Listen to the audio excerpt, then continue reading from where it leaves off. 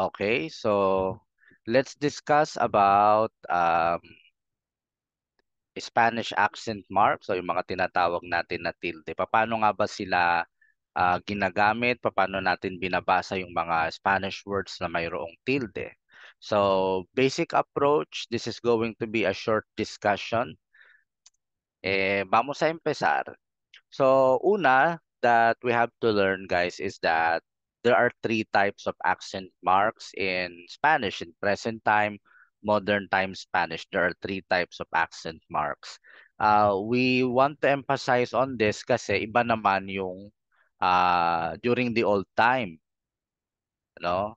Marami ng mga nabago rin sa Spanish grammar, Spanish writing system, marami-rami na ring nabago, including sa paggamit ng mga accent mark. So if you want to learn more about that, if you're interested, then I guess you can watch videos in YouTube about the evolution or mga changes sa Spanish writing system. But for now, what we need to learn ay yung tatlo lang, no? Na basic na accent mark sa Spanish. So yan guys ay yung tilde ito na nasa ibabaw ng mga letters. Yang guhit na nasa ibabaw ng enye, that's also an accent mark. At yung dalawang tuldok na nasa ibabaw ng letter U. So yan po yung mga accent mark sa Spanish. Pagka may nakita kayong ibang mga accent mark, then those accent marks pertain to other languages. So sa Spanish po ay ito lang yung mga normally ay makikita natin. Ano-ano ba ang gamit ng mga accent mark na yan? So unang-una, yung guhit na nasa ibabaw ng letra N, wala namang ibang gamit yan ngayon, kundi to help identify yung N from a letter N. Yan lang ang gamit niya, walang iba. Although long time ago, may iba siyang gamit, pero ngayon hindi na. Ito na lang ang gamit niya. Lumilitaw siya sa ibabaw ng N. Yeah, to identify N from letter N, no?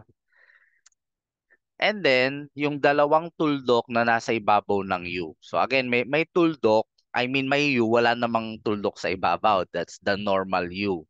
Pero, pagka nakakita tayo ng dalawang tuldok sa ibabaw ng letter U, what does it mean? So ganito po yan. Kapag ka ang letter U, which is a weak vowel kung tawagin, is followed by letter E after the letter G or letter Q, the sound of U is dominated by the sound of E. So, kung baga, yung tunog ng letter U, kinakain ng letter E eh. Kaya hindi mo na siya naririnig. Kagaya dun sa mga salitang gera, 'di ba? Hindi mo na naririnig talaga, 'di ba? Gera, page.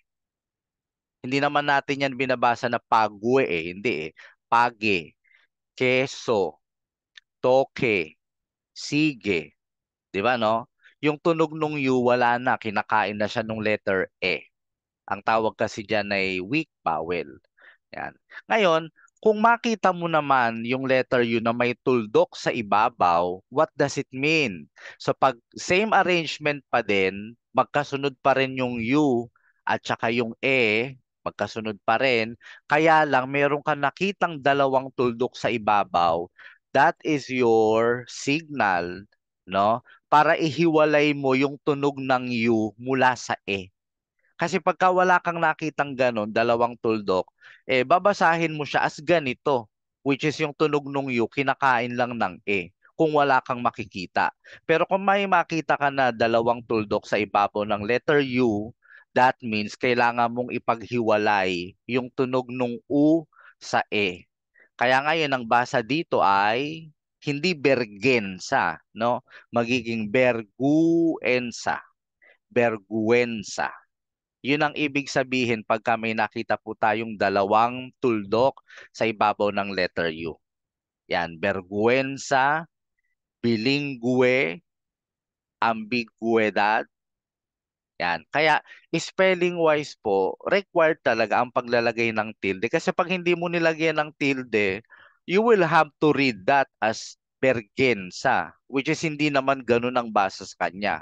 At hindi naman ganun ang spelling sa kanya kasi naturally meron talagang tuldok yan. Yun nga ang guide mo to properly pronounce the word eh. No? So yan po, no? Nakita natin merong accent mark, may guhit sa ibabaw ng enye, meron namang accent mark, dalawang tuldok sa ibabaw ng U, and yung pangatlo ay yung common na accent mark na quit na nasa ibabaw ng letter. So take note guys, lumilitaw lang ito at inilalagay lang natin ito sa Spanish ha. Inilalagay lang natin ito sa ibabaw ng vowel. Sa vowel lang. Hindi natin yan nilalagay sa ibabaw ng consonant. Meron kasing mga tao, minsan trip nilang lagyan ng mga accent mark yung mga pangalan nila eh. 'Di ba no? Sa bagay kung sa ibang language naman siguro baka walang impact. Pero sa Spanish meron. May impact 'yon whenever you put accent mark sa ibabaw ng letter, lalo na kung tilde, it changes something. Ganun po ang ginagawa niya. Ano ba ang ginagawa po nitong accent mark na ito? So, it has two uses. Okay? Yung unang gamit niya, it differentiates between two words with the same spelling. Kagaya ng L versus L. Pareho sila ng spelling. Wala rin namang pinagkaiba sa bigkas yan. So written, para lang ma-differentiate natin which one is which, lalagyan mo ng accent mark yung isa. So yung L na walang tilde, it means the. The, the sa English. Yung L naman na may tilde, it means he. E di magkaiba sa pamamagitan ng paglalagay natin ng tilde ay na-identify natin which one is which. 'Di ba? Ano pa? Me versus me. Yan. Yung me na walang tilde, it means my, as in mi amigo, mi amor, etc. Yung isa naman, yung may tilde na me, it is a prepositional object pronoun. Pronoun siya referring to the first person na gagamitin mo kapag sinusundan ng preposition.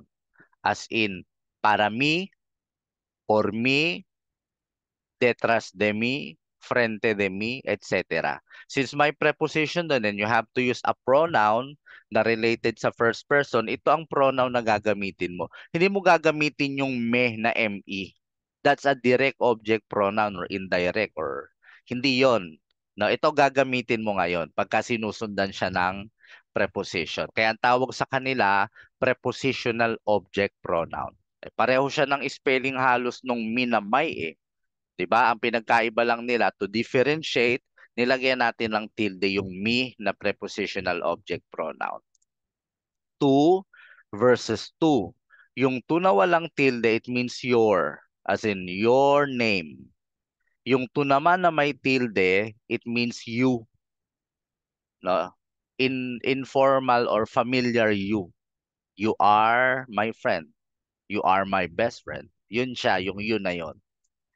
Meron din tayong si at si na may tilde. Yung si na walang tilde, it means if. If you want, if I want, yan. Yung si naman na may tilde, it means yes. Kaya kailangan spell natin ng correctly, no?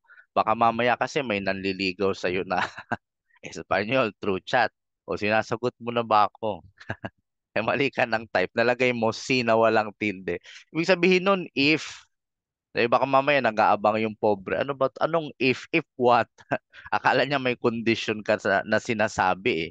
Gusto mo palang sabihin yes na pala. 'Di ba? Mali ka ng ano sulat eh. 'Di ba? Kung yes talaga, dapat yung si mo may tilde yung I. Yun kasi ang yes. Yung walang tilde, if yun eh. 'Di ba? So, let's make sure we use the tilde correctly. Como versus como.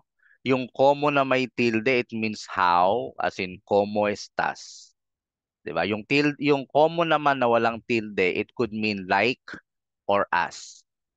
Like as in, like father, like son. Yun siya ha, yung like na yun ha. Like you. I want to be like you. Yun siya, yung like na como na walang tilde. Solo versus solo. Solo na may tilde, it means alone. Solo naman na walang tilde, it means just. As in, I just called to say, ano pa ba? I just want to tell you. Yun, yung just na solo na walang tilde, no?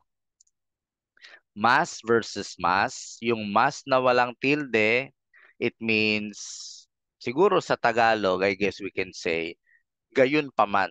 More or less, yun ang ano niya, translation ng mas na walang tilde.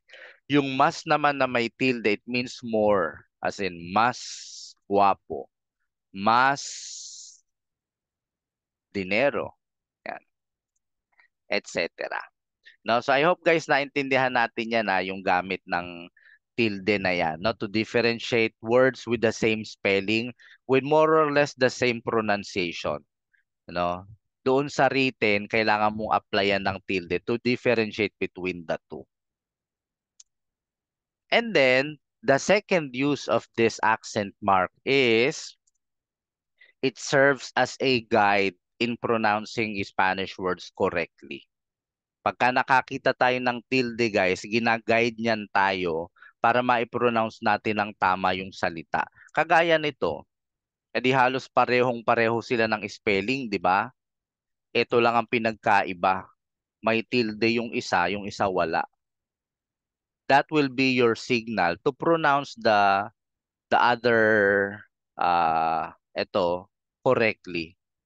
Magkakaiba ngayon ang pronunciation niyan since may tilde yung isa naman ay wala. Kaya yung nasa itaas, pag binasa mo, you'll read it as hablo español. Yung nasa baba naman ay hablo español, which is magkaiba. Hablo español, it means I speak Spanish. Hablo español, it means he or she spoke Spanish. Iba yung doer ng action, iba rin ang tense. Naka-past tense siya. Kaya ang accent mark guys, ang tilde is not something that we can disregard if we really wanted to learn the language and if we want to speak the language good, we have to acknowledge the accent mark. Guide natin yan to properly pronounce a word. Okay? So, basta ang clue natin, kung saan natin nakita guys ang accent mark, doon sa syllable na yon ilalagay natin ang emphasis pag binigkas na natin yung salitang yun, no? Na may accent mark. Kagaya halimbawa, yan. Sa bagay, hindi naman po lahat ng Spanish words may accent mark.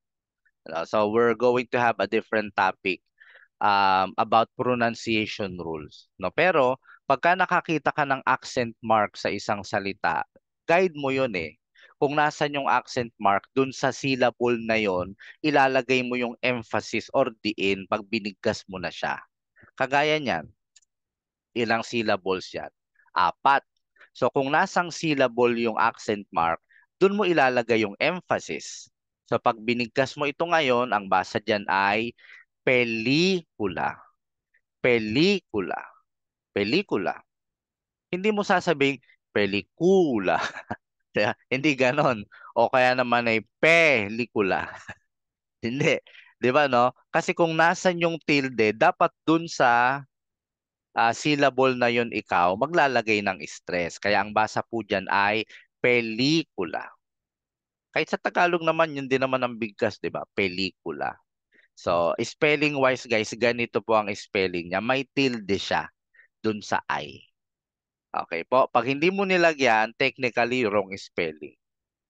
Sa totoong buhay, wrong spelling talaga 'yon. No, kailangan kasi may tilde talaga. Whenever tilde is applicable, we have to use it. Another example, ayan. Ilang syllables ba meron tayo? Apat din. So kung nasang syllable yung tilde, doon natin lalagyan ng emphasis. So ang basa natin dito guys ay proposito. Proposito. Meron ako narinig kasi na mga Pinoy, mga nakasama ko sa trabaho. Minsan pagbigkasin nila yan, proposito.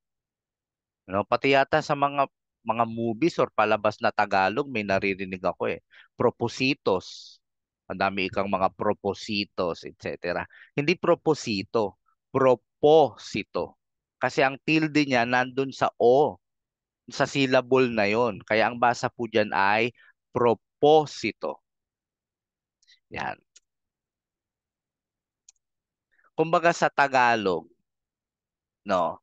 Meron kasi tayong mga salita sa Tagalog, pare-pareho ng spelling eh. 'Di ba? Magkakaiba na lang 'yon kung papaano mo bibigkasin yung mga Tagalog words. So kagaya niyan, pareho ng spelling. Ito pa, ayan, at saka ito, 'di ba? Ngayon ang meaning niyan, depende kung paano mo bigkasin. At kung paano mo bigkasin, nakasalalay kung saan mo ilalagay yung diin. Wala kasi tayong sistema ng accent mark sa Tagalog eh. 'Di ba? Ngayon, hindi kagaya dati nung during the time na panahon ng Kastila. Yung writing system natin actually, ano eh, naimpluwensyahan ng Spanish writing system eh. Kaya kung titingnan nyo yung mga lumang libro natin dito sa Pilipinas, meron ako nakita ano eh, pasyon ng Katoliko na luma na. May mga tilde. Meron ako nakitang lumang version ng Noli Me Tangere. May mga tilde yung mga salita na applicable ang tilde. Tapos yung isa pa nakita ko yung liham ni Rizal yata yun, sulat ni Rizal, liham ni Rizal sa mga kadalagahan sa Malolos. Yung mga lumang libro natin, impluwensyado ng writing system ng Spanish eh.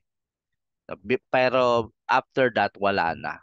Kaya ngayon, yung mga salita natin, kagaya niyan, pareho ng spelling, eh, hindi mo malalaman na agad kung ano ba yung tinutukoy diyan malibang bigkasin at malaman mo kung nasan yung diin, emphasis, doon mo malalaman. O kagaya niyan, tubo. O di nilagyan natin halimbawa no, ng tilde sa tu. Tubo. O that would mean tubo, tube, tubo. Yung isa naman, tubo, tubo. As in sugar cane. Dahil doon naman natin inilagay sa dulo yung tilde niya, yung diin niya, yung emphasis, no? Aso, as in dog. Eh nilipat mo yung ano, yung diin, nilagay mo sa dulo, naging aso. It means usok. Yan. Ito naman, baba. Babas, baba, chin. 'Di ba? Eh nilagay mo dun sa dulo yung diin, naging baba. It means baba, under, ilalim. 'Di ba? Eh yung isa, ligaw. O, 'di ba? Pagka meron kang nagugustuhang babae, yan ang ginagawa mo, ligaw. Pag hindi mo na gusto, ligaw.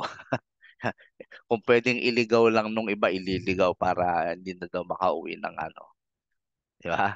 So, depende kung saan mo nilalagay yung diin or emphasis ng word, yun ang nagiging meaning niya sa Tagalog for the words with the same spelling. Wala kasi tayong accent mark system sa Tagalog eh, no? Pero more or less ganyan guys ang takbo niya, no?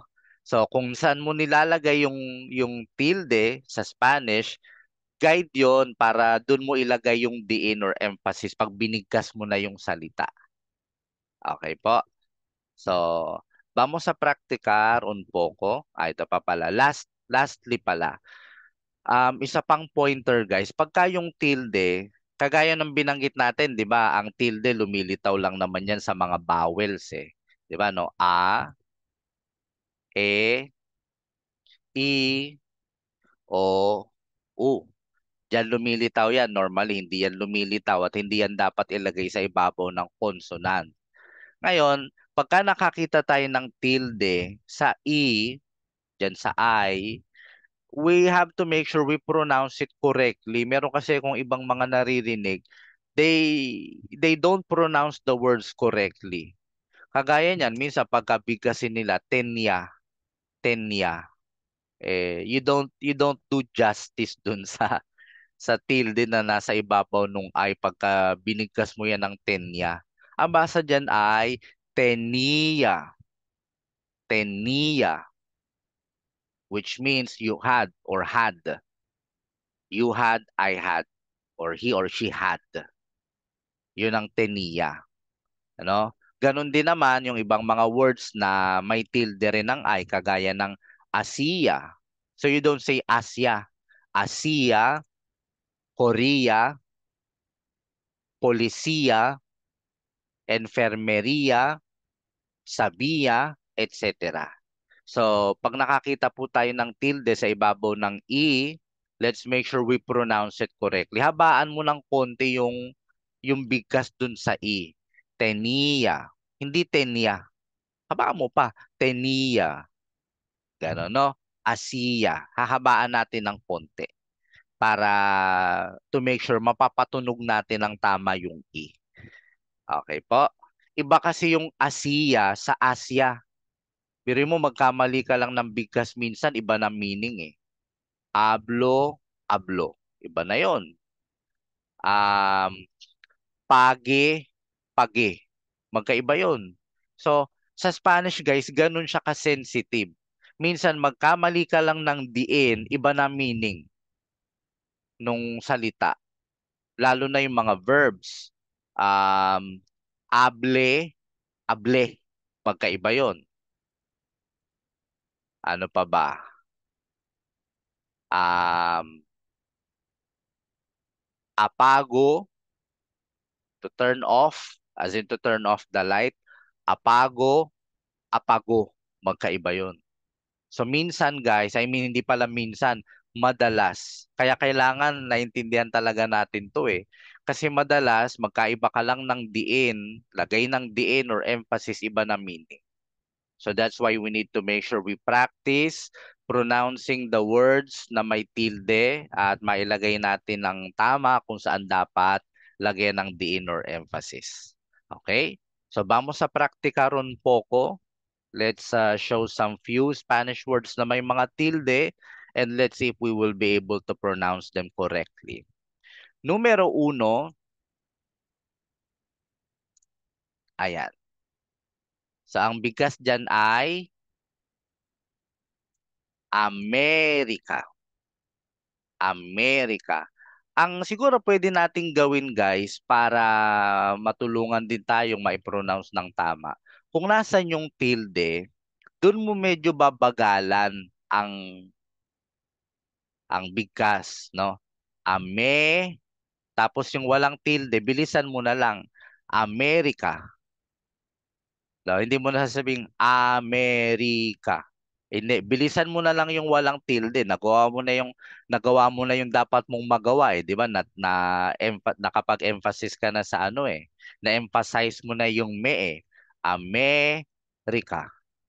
Bilisan mo na lang yung walang tilde para lumitaw talaga yung emphasis niya dun sa tamang syllable, no? Amerika.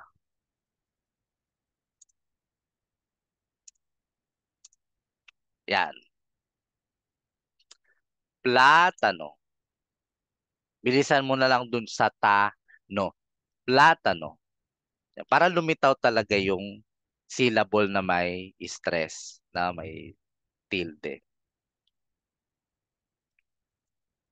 Ay, ito naman, nakasalalay na lang to sa diin ng pagbigkas mo dun sa may tilde kasi dalawang syllables lang eh. No, bigkasin mo na lang ng mas malakas or mas madiin yung syllable na may tilde kaysa dun sa walang tilde. So you can say kalis, kalis. Yung lis mahina na lang eh, di ba? Yung ka ang mas naririnig. Kalis, kalis. Ayan. Telepono. Yung fo at saka no, mabilis na lang, no? Telepono. And last example natin for now, apelido. Ang accent mark, guys, ang tilde can be seen, can be applied in any word. Kahit pa yan ay proper noun, common noun, adverb, adjective, ano pa, lalo na mga verbs. No? So pwede siyang lumitaw kahit saan, kahit pangalan ng tao, apelyido ng tao, pangalan ng lugar, event, etc. No? So makakakita tayo ng tilde kahit saang mga Spanish words, guys, no? So basta pag nakita natin 'yan, let's make sure we pronounce the word correctly. Kagaya niyan, apelyido, common na apelyido na Spanish, 'di ba? So how do we pronounce that? Hernandez. Tatlong syllables lang, parang pantay-pantay lang din sila. So para mapalitaw mo yung emphasis, bigkasin mo ng mas madiin or mas malakas ng konti yung syllable na nandun yung tilde. So you can say Hernandez, Hernandez, Hernandez. Hinaan mo lang yung des, tsaka yung Hernandez. So, yan. So that's one of the techniques guys na pwede nating i-apply para mabigkas natin ng tama yung mga salitang may tilde, no? So ngayon na may idea na tayo, alam na natin kung para saan yung tilde, ay what are we going to do next? Alam mo na pagka nakakita ka pala ng tilde, guide mo yon to properly pronounce the word. So what do we do next? Ang next guys, obviously, we have to practice reading. We have to read as much as we can and put into practice kung ano yung natutunan natin ngayon sa paggamit ng accent mark or tilde. Magbasa tayo ng mga stories. Of course, mga Spanish guys ha. Kasi doon mo naman makikita yung mga may tilde-tilde eh. 'Di ba? Magbasa ka ng mga stories, mga documentaries, mga news articles, CNN Spanish, etc.